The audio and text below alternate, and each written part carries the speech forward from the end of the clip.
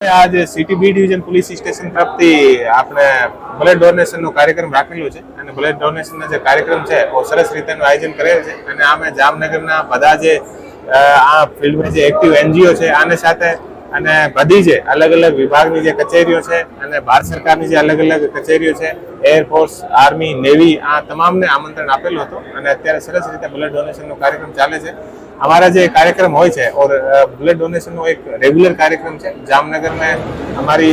जो एक सोसायटी है आम लगभग 317 ने आसपास थैलेसेमिया पीड़ित बाळको है और आ बाळको ने दरेक महीना ब्लड की जरूरियात होय छे। तो आ संस्था द्वारा अमने पुलिस ने रिक्वेस्ट करवामां आवे छे तो दरेक महीने अलग अलग पुलिस स्टेशन तरफथी ब्लड डोनेशन नो कार्यक्रम राखवामां आवेल छे અને આ વખતે અમે લોકો આને મોટા पैमाने पर આપણે અહીંયા જે